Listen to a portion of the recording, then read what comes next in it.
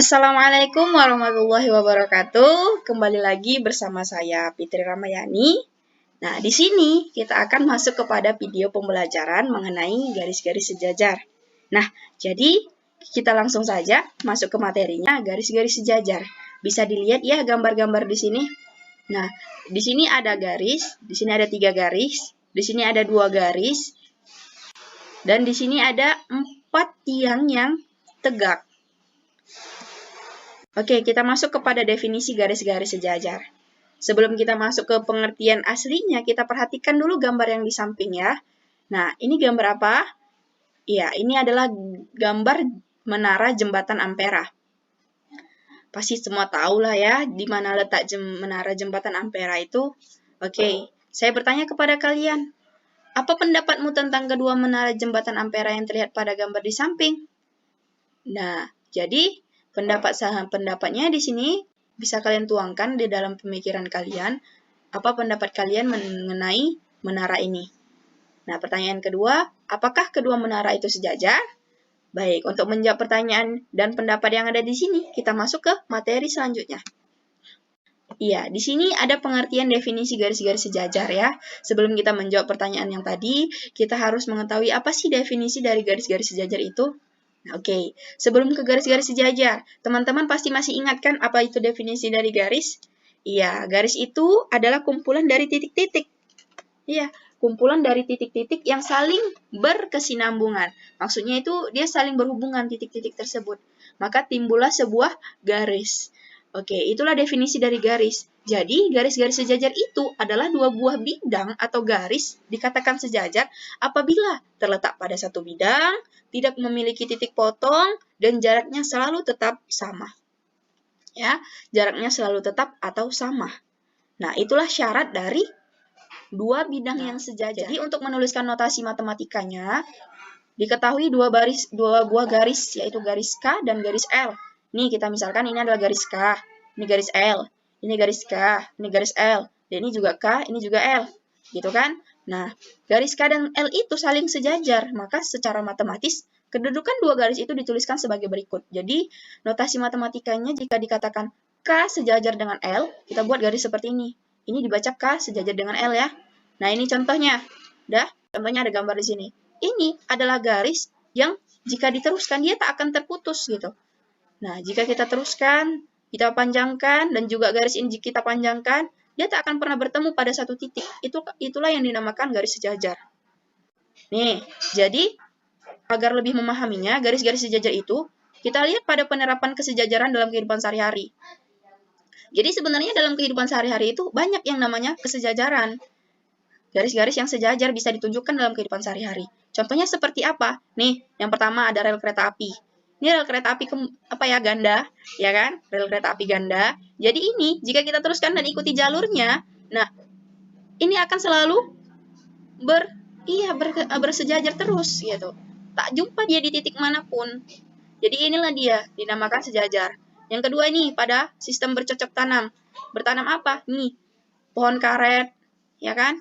Menanam padi, jagung, banyak jenisnya, banyak contohnya. Ya, di sini kita lihat ini gambar apa ya? Gambar jagung sepertinya. Iya, gambar jagung. Itu kan ditanam bersejajar, nanam padi juga kan? Nah, sejajar dibuat. Itulah contoh penerapan dalam kehidupan sehari-hari. Jadi garis-garis sejajar itu kita pelajari agar berguna gitu di dalam penerapan dalam kehidupan sehari-hari. Yang kedua, ada sifat-sifat garis sejajar. Nah, sifat-sifat garis sejajar yang pertama itu adalah aksioma. Aksioma 1 berbunyi, melalui dua buah titik yang berbeda dapat dibuat tepat satu garis lurus. Ini kita buktikan. Nah, ada dua buah titik yang berbeda dapat dibuat tepat satu garis lurus. Nih, kita tarik garis lurus. Ada dua buah titik, titik A dan titik B. Ya kan? Titik A dan titik B. Nah, jadi letaknya pada satu garis lurus. Itulah contohnya. Nah, aksioma kedua, sifat-sifat garis sejajar. Melalui sebuah titik di luar suatu garis hanya dapat dibuat tepat satu garis yang sejajar dengan garis tersebut. Ini ada dua garis, ya kan? Nah, melalui sebuah titik di luar suatu garis. Ini ada satu titik. Titik apa ini? Titik P, ya kan? Oke, itulah contoh dari pembuktian dari aksioma kedua. Sifat-sifat yang garis sejajar juga tertulis pada teorema 1. Ada teoremanya. Teorema 1, jika sebuah garis memotong salah satu dari dua garis yang sejajar, maka garis itu juga akan memotong garis yang kedua. Nih kita pembuktian, kita buktikan. Perhatikan gambar di bawah ini ya. Ini ada garis A dan juga garis B. Ya kan? Ada garis A dan garis B. Dah, dipotong dengan garis M. Dipotong dengan garis M. Jadi dapat kita simpulkan, ini kan garis M-nya memotong di garis A. Karena garis A dan B sejajar, jika kita tarik garis M ini panjang kemari, maka dia juga akan memotong garis B. Itulah pembuktian dari teorema 1.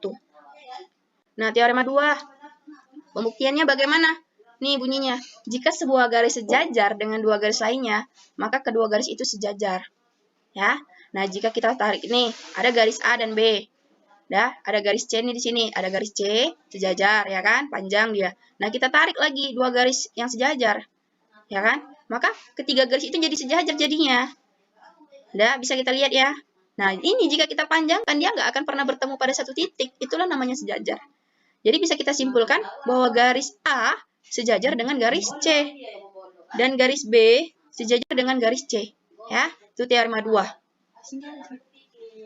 Nah, ini ada selanjutnya dua garis sejajar dipotong oleh garis lain. Garis K sejajar dengan garis L dipotong oleh garis M. Nah, ini garis K dan ini garis L. Nah, dipotong dengan garis M. Ini garis M-nya yang melintang pada K dan L, ya. Di sini ada titik A dan di sini ada titik B. Dah. Jadi dari dua garis tadi, garis K dan L yang sejajar dan dipotong oleh garis M, maka dia akan menghasilkan sudut. Sudut apa aja itu? Yang pertama sudut sehadap, sudut dalam berseberangan, sudut luar berseberangan, dan sudut dalam sepihak, serta sudut luar sepihak. Ya. Oke. Yang pertama ada sudut sehadap. Nah, sudut sehadap adalah pasangan sudut yang menghadap ke arah yang sama. Agar lebih memudah untuk mengingatnya, pasangan sudut sehadap selalu dalam bentuk huruf F. Gitu.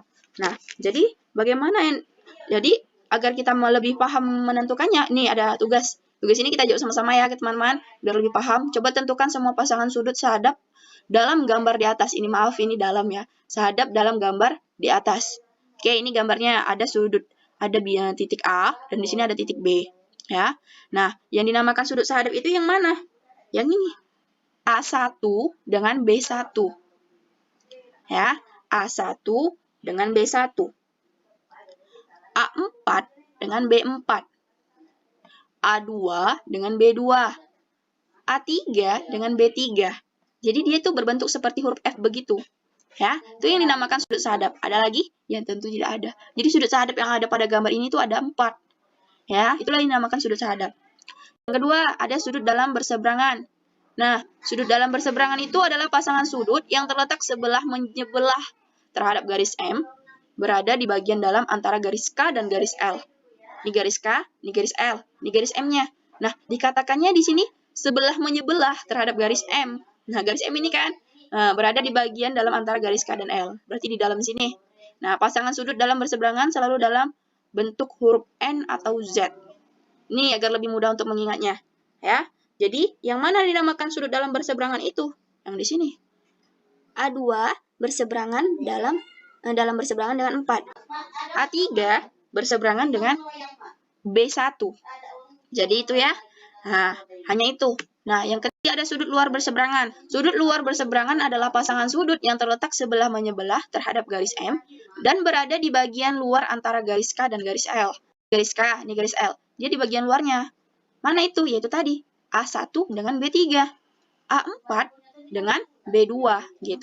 Ada 5 sudut yang dihasilkan dari dua garis sejajar dan yang dipotong oleh garis lain. Sudut dalam sepihak. Oke, dari gambar di bawah ini yang merupakan sudut dalam sepihak adalah pasangan sudut A2 dan B1. A2 dan B1. Ya, A2 dan B1. Itulah dinamakan dalam sepihak. A3 dan B4. Jadi udah bisa kita perhatikan ya. Yang terakhir ada sudut luar sepihak. Iya, sudut luar sepihak ini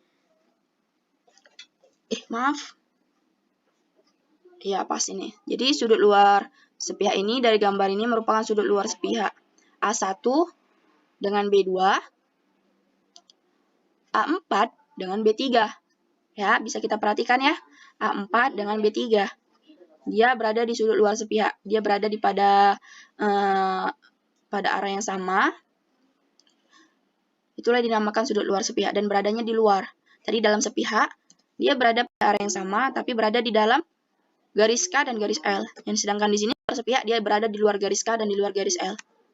Nih, ada hubungan sudut-sudut pada dua garis sejajar. Tadi sudah kita tentukan teorema 1 dan teorema 2, ya kan? Nah, sekarang ada teorema 3. Apa sih bunyi teorema 3? Ada teorema 3, teorema 4, dan teorema 5. Ya. Teorema 3 berbunyi, jika dua buah garis sejajar dipotong oleh garis lain, maka sudut-sudut yang sehadap sama besar. Sudut-sudut yang sehadap sama besar. Ya. Jadi, sama halnya dengan yang kita lakukan nih dari gambar di sini. Mana yang dinamakan dengan sudut-sudut sehadap tadi? Gitu kan? Nah, jadi sudut sehadap tadi kan adalah sudut A1 dengan sudut B1, gitu kan? Sudut A1 sehadap dengan B1. Jadi, sesuai dengan teorema 3, sudut-sudut yang sehadap sama besar, maka sudut A1 ini sama besarnya dengan B1. Jika di sini sudutnya ada 110 derajat, maka di sini besar sudutnya juga 110 derajat. Ya, itulah namanya sudut-sudut sesuai dengan teorema 3. Nah, teorema 4, jika dua buah garis sejajar dipotong oleh garis lain, maka sudut-sudut dalam berseberangan sama besar. Dalam berseberangan. Dari gambar ini kita ambil contohnya. Nah, dalam berseberangan tadi yang mana? Iya. Yang dalam berseberangan tadi kan antara dalam berseberangan ini yang berada di dalam garis K dan L, tapi dia berseberangan. Ini A, berarti A2 dengan B4, ya kan? Nah, ini jumlah sudut yang di sini. Nah, tadi sesuai dengan teoremanya. Sama besarnya. Sudah sama, di sini misalnya sudut di sini besarnya 30 derajat. Ya, dan 50 derajat, maka di sini juga 50 derajat. Itulah dia sama besar. Teorema 3, teorema 4. Sekarang kita masuk ke teorema 5. Jika dua buah garis sejajar dipotong oleh garis lain, maka sudut-sudut luar berseberangan sama besar. Nah, tadi kan udah dikatakan A2 dengan B4. Nah, yang di luar tadi mana? A1 dengan B3. Ya. Jadi, besar sudut A1 dengan B3 ini juga sama. Itulah namanya teorema yang kelima tadi. Bunyi teorema yang kelima. Sama besarnya, sama. Jika di sini 110 derajat, nah di sini juga 110 derajat. Tanpa kita cari lagi berapa besar sudutnya, jika diketahui salah satu sudut, maka kita nggak perlu mencari, karena sudah ada bunyi teoremanya. Ya, nah yang keenam, teorema yang keenam, jika dua buah garis sejajar dipotong oleh garis lain, maka jumlah besar sudut-sudut dalam sepihaknya adalah 180 derajat. Yang teorema terakhir, jika dua buah garis sejajar dipotong oleh garis lain, maka jumlah besar sudut-sudut luar sepihaknya adalah 180 derajat. Oke, sekian penjelasan dari saya. Saya akhiri dengan wabillahi taufiq wal hidayah. Wassalamualaikum warahmatullahi wabarakatuh.